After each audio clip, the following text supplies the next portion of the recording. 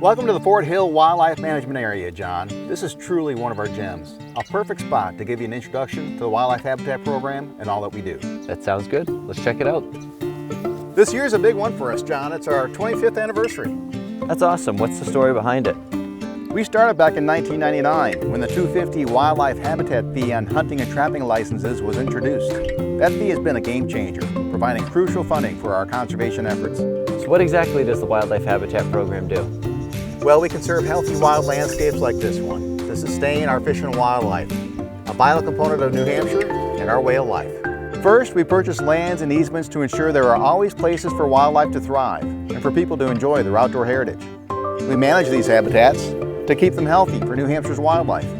We steward these lands to make sure visitors have a rewarding experience, and we help landowners maintain healthy habitats on their lands. That sounds like a lot to cover. How many acres do we currently own? Currently over 90,000 acres in both wildlife management areas and conservation easements. Wow, that's impressive. But where does all the funding for these lands come from? Good question. Our main source is a federal tax on firearms, ammunition, and archery equipment, dating back to the 1930s. But that only covers about 75% of the costs.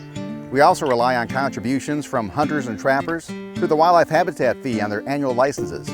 Plus, when we're buying land, we get support from partners like the Conservation Fund and the Nature Conservancy.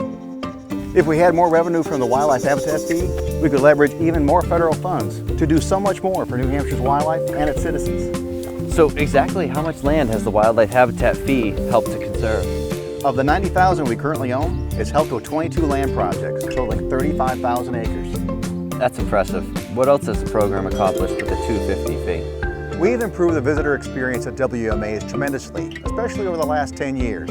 Every WMA now has a well-maintained sign to help make it easy to find. We maintain parking areas, woods roads, and stream crossings, and we're diligent about marking property boundaries so visitors know where they are.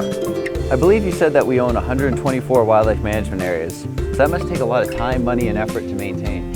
It certainly does. But let's get back to wildlife habitat. That too takes money and effort to keep habitats healthy. Since 2001, we've awarded $1.15 million in grants to landowners for nearly 1,000 wildlife habitat improvement projects, helping to keep over 400,000 acres open for public enjoyment. That's a big accomplishment. And the habitats on the WMAs are so much better maintained. We take care of over 1,000 acres of fields, and we rejuvenate patches of shrubland and young forest habitat to benefit so many wildlife. Wow, that's impressive. Sounds like the program's really made a huge difference on conservation efforts throughout the state. And you know, it's not just about wildlife. It's about preserving our out there heritage for future generations to enjoy, something we take great pride in. Thank you for sharing all this with me today. You bet, John. Good to have you on board. You know, together with the whole Wildlife Habitat Program team, we can continue to maintain and improve habitats for New Hampshire's wildlife.